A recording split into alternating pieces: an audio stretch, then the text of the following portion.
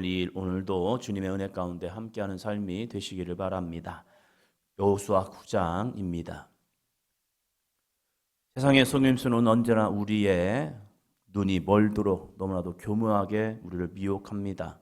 사단은 하와의 마음을 흔들어 놓았죠. 미혹시켰죠. 속게 하였죠. 하나님의 말씀이 있음에도 불구하고 그 말씀보다 사단이 주는 미혹의 마음이 더 커졌습니다. 그래서 속았습니다. 너 안 죽어. 내 눈이 밝아져. 하나님과 같이 돼. 눈이 밝아진 건 맞았어요. 그래서 선악의 기준이 하나님이 아니라 내가 됩니다. 그것이 인간의 범죄한 모습의 결과이죠. 그래서 스스로를 어떤 사람은 내가 굉장히 믿음 생활 잘하는 것처럼 스스로 착각하며 삽니다. 속는 거죠. 그런데 객관적으로 보니까요, 신앙생활 잘하고 있는 게 아니에요.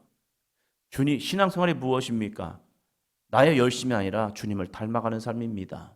죽기까지 순종하시는 모습, 그리고 자기를 내어놓는 희생의 삶, 자기가 높아지는 것이 아니라 오히려 낮아지고 모든 영광을 하나님께 돌리는 삶이요. 그런데 어떤 사람의 신앙생활은 그저 나만을 위한 신앙생활인 거예요. 마치 출애굽기 32장의 모습처럼 우리를 위하여 우리를 인도할 신을 만들어 달라. 자기가 주인이 되어버리는 거죠. 그리고 자신이 목적이 되는 거죠. 이것이 신앙생활이라고 착각하는 거예요. 그러나 그것은 신앙생활을 가장한 자기 만족함이죠. 그래서 그러한 신앙을 기복주의라고 이야기합니다. 자기가 복을 받기 위한 신앙생활. 우리는 신앙생활을 통하여 복을 받아야 합니다. 그러나 복을 쫓아가는 삶이라는 것은요, 온전한 신앙생활이 아니라는 거예요. 그것이 하나님을 이용해 먹는 그러한 신앙의 모습이라는 거죠. 그것을 하나님께서는 야, 너 그거 잘못되었어 라고 말한 거예요. 그러면 우리의 신앙생활의 목적은 무엇입니까? 하나님의 거룩한 영광을 위하여 하나님의 뜻에 순종하여 살아가는 삶. 그래서 내가 하기 싫어도 하는 거죠. 내가 버거워도 하는 거죠. 내가 가기 싫어도 하는 거죠. 먹기 싫어도 먹는 거죠. 이것이 신앙생활의 모습이라는 거예요.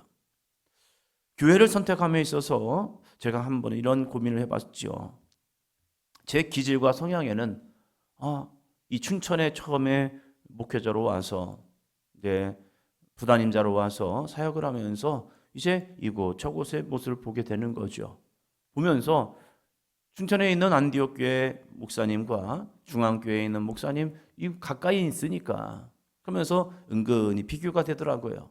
그래서 하나님 앞에 이렇게 기도를 해봤습니다. 하나님, 제 성향에는요, 이 중앙교회에 있는 이 감독님이 조금 더 제 성향에는 비슷한 것 같습니다. 더 좋은 것 같아요. 그런데 왜 저를 이곳에 보냈습니까? 너무 선비적이고 너무 인격적이고 너무 조용하셔요.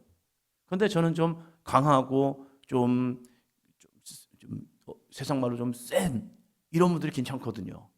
그리고 막 추진력 있게 확 하는 그런 분들이 더 좋거든요. 그런데 늘 변함없이 조용한 모습으로 하시는 모습을 보면서 나는 내 성향과는 좀 달라. 그런데 제 마음이 이런 마음을 주는 거예요. 야, 신앙은 내 성향대로 하는 것이 아니라 내가 너에게 허락한 길을 가는 거야. 이 마음을 주는 거예요. 그렇구나. 내가 좋아하는 스타일을 쫓아가는 것, 그건 팬클럽이죠. 그러나 내가 좋아서 쫓아가는 것이 아니라 주님이 나에게 원하시기에 그 원하는 삶에 복종하여 살아가는 삶, 이것을 순종이라는 겁니다. 그래서 순종은 어렵습니다. 내 취향과 다를 때가 있기 때문에, 내 성향과 기질과 다를 때가 있기 때문에 순종은 어려워요. 그렇기 때문에 내가 죽어져야 하고, 내 성향이 죽어져야 하고, 내 기질이 죽어져야 하고, 내 취향이 죽어져야 합니다. 그래서 신앙생활이라는 것은 나의 기쁨을 채우기 위한 것이 아니라 하나님의 거룩한 영광을 위하여 따라가는 삶, 그것이 온전한 신앙생활이라는 거예요. 그런데 왜 우리가 미혹됩니까? 왜 우리가 속습니까? 내가 좋아하는 것을 탁 건들기 때문에 그래요. 내가 싫어하는 것을 딱 주잖아요. 나 싫어요. 나 안 해요. 이렇게 합니다. 그런데 사단은요, 너무 교묘하게 내가 좋아하는 그 부분을 탁 건듭니다. 그래서 그것을 하나님을 쫓을래? 너 이거 가질래? 이렇게 우리를 유혹할 때가 있습니다. 그 유혹 속에서 우리가 순간 내 마음이 솔깃합니다.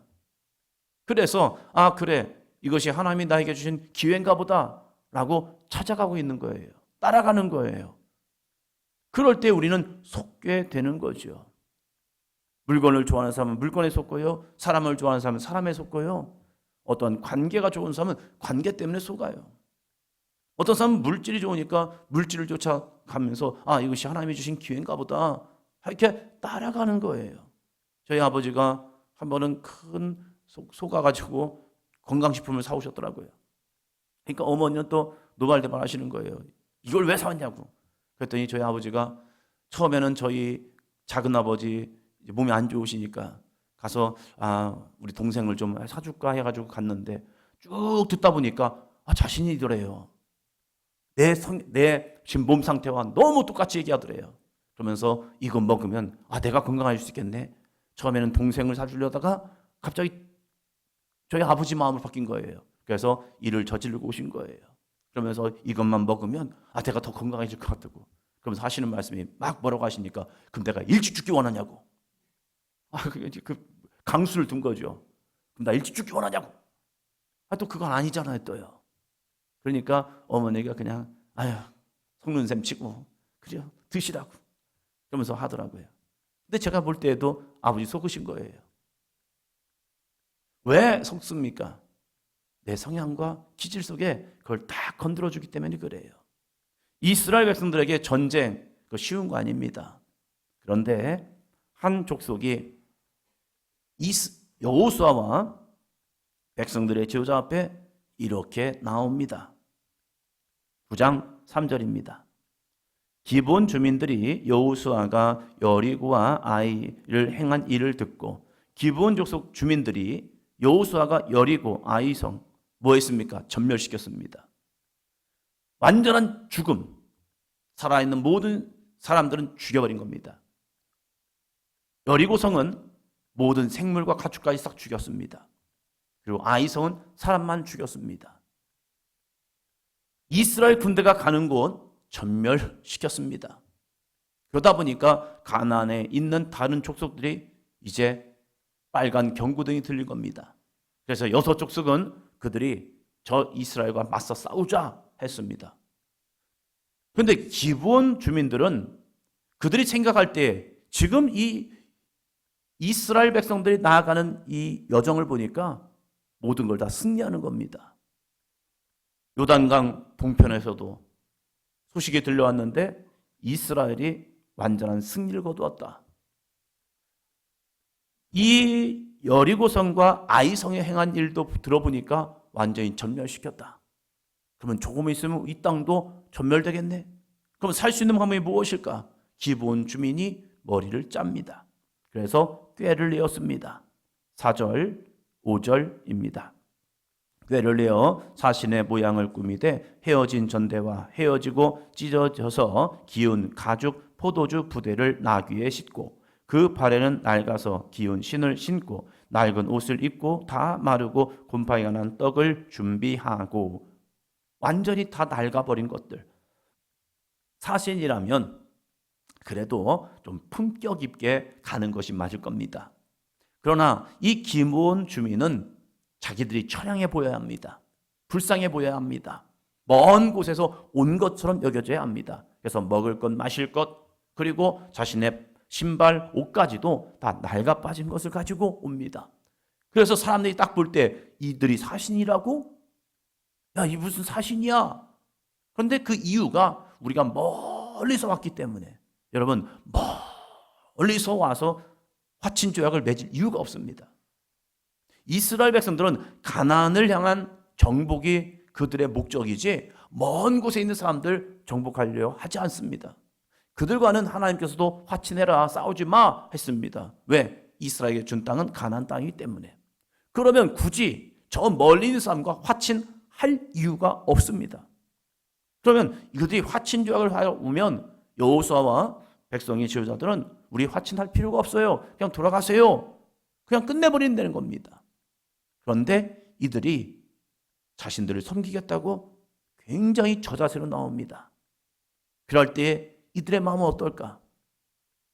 가나안이 아닌 굳이 외부의 사람들이 완전히 굴욕적인 화친 조약을 하며 옵니다. 필요 없어요. 필요 없다니까요. 여러분, 갑자기 텔레비전을 틀었는데 거기서 홈쇼핑이 나옵니다. 홈쇼핑이 나오는데 갑자기 80%, 90% 세일을 합니다. 나는 필요가 없어요, 진짜. 안 사도 돼요. 근데 갑자기 80%, 90% 세일을 합니다 하면서 막 합니다. 여러분의 마음은 어떨까요? 필요 없어, 다른 데 볼까? 이렇겠습니까? 아니면 이거 혹시 나중에 필요하지 않을까? 이런 마음이 들겠습니까? 지금 필요하지 않는데 굳이 이 마음이 들을까? 월요일마다 서울을 가면서 동서울 터미널을 갑니다. 거기서 내려서 다시 전철을 타기 위해서 또 가면 늘 거기에 서 있는 가방을 파는 분이 있습니다. 지나가면서 보면 거기에 꼭 여자분들이 한 4-5명은 계속 서 있어요. 똑같은 분이 서 있는 게 아니라 늘 다른 분인 것 같아요. 그런데 거기서 쭉 보면 가방을 사려고 하는데 그분이 꼭 하는 말은 이것은 가죽이 진짜래요. 그러면서 싸다고 막 얘기를 해요. 그러면 지나가다가 꼭 거기에 서 계신 여자분들이 있어요. 괜히 생각해 봅니다. 이분들은 가방이 없을까? 아니, 있을 것 같아요. 그런데 지나가다가 싸다라는 생각이 드니까 자기들 발걸음이 멈추는 것 같아요. 필요하지 않은 것 같은데 그냥 멈추는 것 같기도 해요. 그냥 보면 그런 것 같아요. 지금 이스라엘에 화친 필요 없습니다. 그런데 기브온 족속이 찾아와서 우리는 이렇게 먼 곳에서 오다 보니까 신발이 헤어졌고 옷도 낡아졌습니다. 그리고 포도주 가죽 부대가 이렇게 완전히 낡아버렸고, 그리고 우리가 가지고 온 이 빵이, 떡이 그때는 따뜻한 걸 가져왔는데 지금은 말라 비틀어졌고 이렇게 곰팡이까지 났습니다. 그러니까 우리는 멀리서 왔기 때문에 화친교회 갑시다. 그리고 우리가 당신들을 섬길게요. 야, 이게 웬 떡이야. 그래서 이 여호수아와 백성의 지도자들이 이렇게 합니다. 14절이요. 무리가 그들의 양식을 취하고는 어떻게 할지를 여호와께 묻지 아니하고. 당연히 눈으로 보니까 멀리서 왔겠네. 헤어진 신발, 낡아진 옷, 그리고 낡아빠진 이 가죽 부대, 그리고 그들이 가지고 먹으려고 가져왔던 이 떡, 곰팡이가 나서 이제는 먹을 수 없는 그러한 떡, 그러한 떡을 보면서 야, 진짜 멀리서 왔나 보다. 진짜 그들의 모습을 보면 멀리서 온 것 같아요. 그러니까 속는 거죠. 사단은 우리의 귀에, 우리의 눈에 보여지고 들려지는 모습을 통하여 얼마나 우리를 속이는데요. 그 속임에 우리는 얼마나 또 잘 넘어지는데요. 너무 기가 막힙니다.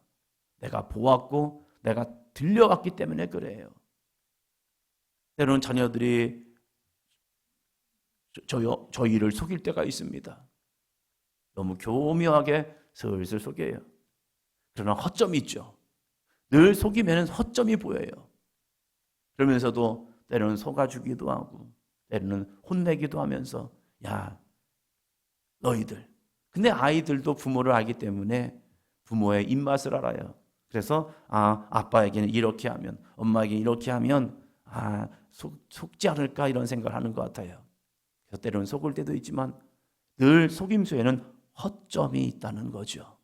그래서 우리는 이 허점을 찾기 위해서 기도해야 합니다. 내가 쉽지 않습니다. 왜요? 보여지고 들려지기 때문입니다. 엄마가 좋아하는, 아빠가 좋아하는 그 이야기를, 모습을 보여줄 수 있어요. 왜? 그들도 우리를 알기 때문에.